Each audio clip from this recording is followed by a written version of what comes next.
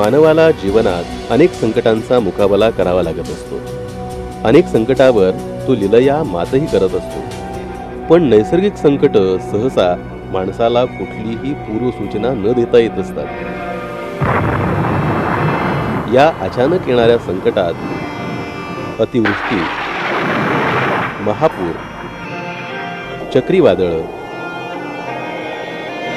भूकंप यासारख्या नैसर्गिक संकटांचा समावेश होतो. या नैसर्गिक संकटाचा मुकाबला करणं तसं अवघडच, पण माणसानं थोडीशी बुद्धी चालवली तर अशा संकटाशी तो सामना करू शकतो. त्याला सही सलामत बाहेर पडता येतो.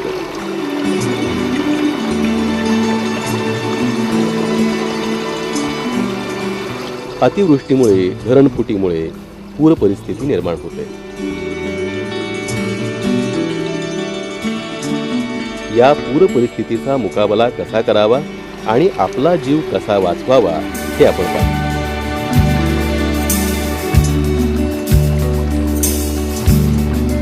अचानक आलेल्या पुरापासून आपला बचाव अगदी घरातल्या नेहमीच्या वस्तूपासून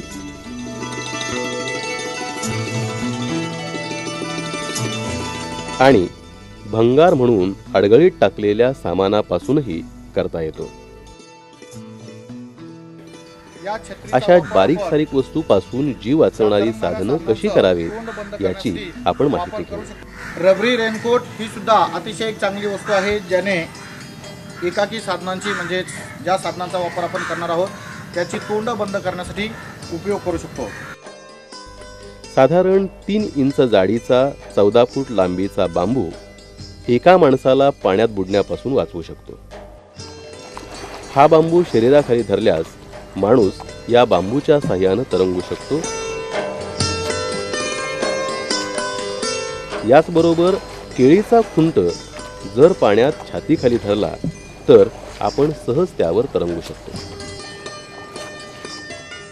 अशाच पद्धतीनं लाकडी ओंडकाही आपला जीव वाचवू शकतो. लाकडी ओंडका सुद्धा शरीराखाली धरून मदत मिळेपर्यंत आपल्याला तग धरता येऊ शकते.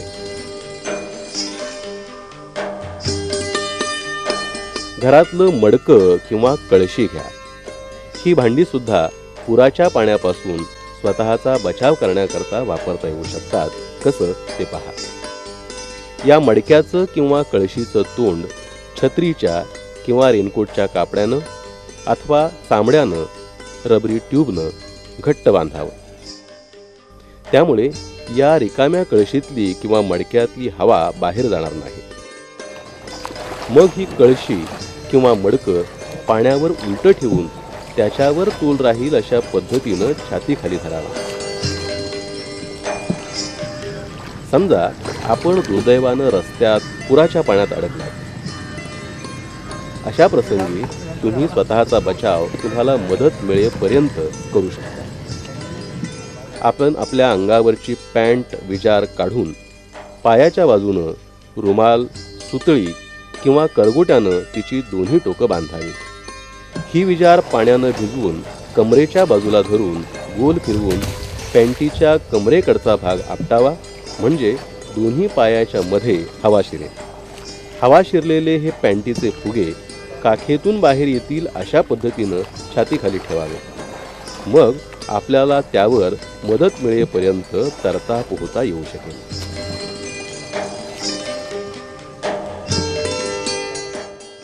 3 फूट लांबीचे आणि 3 इंच जाडीचे असे 6-7 बांबू असतील तर आपल्याला पुराच्या पाण्यात कमी श्रमात जास्त वेळ तग धरता येईल. या 6-7 बांबूंची दोरीनं मोळी बांधायची. ही मोळी काखेखाली एका हातानं धरून दुसऱ्या हातानं पोहायचं.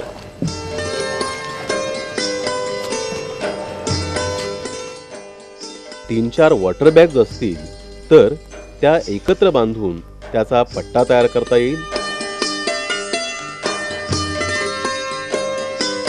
आणि हा पट्टा छातीला बांधून त्याच्या आधारे आपल्याला पोहता येईल.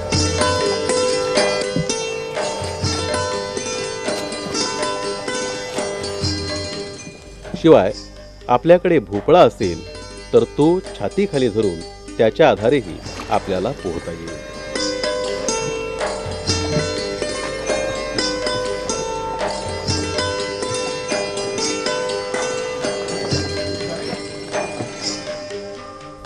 साधारणतः 8 फूट लांबीची, 10 इंच रुंदीची आणि 1 इंच जाडीची लाकडी फळी आपण शरीराखाली धरली तर या लाकडी फळीवर आपल्याला सहज तरंगता येतं.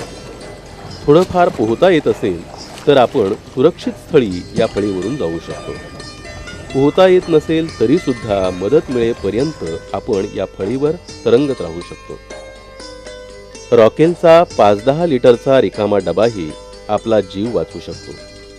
रिकाम्या डब्याचं झाकण घट्ट बंद करून हा डबा एका हातानं धरून किंवा छातीखाली धरून आपण सहज पुराच्या पाण्यात पोहू तरंगू शकतो.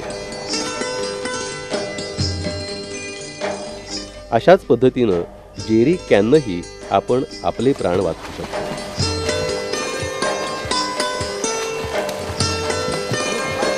आतापर्यंत आपण ज्या वस्तूच्या सहाय्यानं केवळ जेमतेम तरंगू शकतो त्या वस्तू पाहिल्या. या वस्तू मिळवण्यासाठी फारशी कुठलीही पूर्वतयारी करावी लागत नाही. इतक्या त्या सहजपणे घरात मिळू शकतात आणि त्याच्या सहाय्यानं काही क्षणातच आपण आपला जीव वाचवण्यासाठी सज्ज होऊ शकतो. आता आपण पूर परिस्थितीत बुडण्याचा धोका टाळून जीव वाचवायला उपयुक्त ठरणाऱ्या इतर काही साधनांची माहिती घेऊ. पिण्याच्या पाण्याच्या रिकाम्या बाटल्यांची झाकणं घट्ट बंद करून किंवा कोणत्याही प्रकारच्या बाटल्यांची तोंड छत्रीचं कापड, रेनकोटचं कापड, चामड्यानं किंवा रबरी ट्यूबनं घट्ट बांधून या बाटल्यांचा 2 दोऱ्यांच्या मदतीनं एक जीवनरक्षक पट्टा तयार करता येऊ शकतो. आणि हा पट्टा बाटल्यांची तोंड पोटाच्या दिशेनं राहतील अशा पद्धतीनं छातीशी बांधावा. त्यामुळे पुराच्या पाण्यापासून आपण आपला जीव वाचवू शकतो.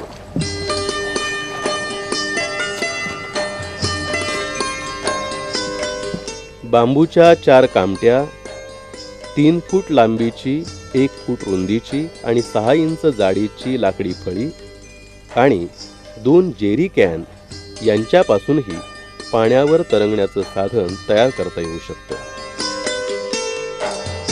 जेरी कॅनची तोंड झाकणानं किंवा पॉलिथिननं घट्ट बांधून फळीच्या दोन्ही टोकांना जेरी कॅन आडवे बांधावेत.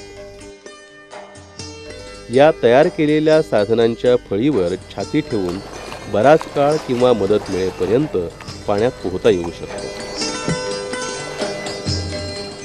अशाच पद्धतीनं रॉकेलच्या डब्यापासूनही हे साधन तयार करता येऊ शकतं. आतापर्यंतची जी साधनं आपण पाहिली ती केवळ एकाच माणसाचा जीव वाचवू शकणारी साधनं.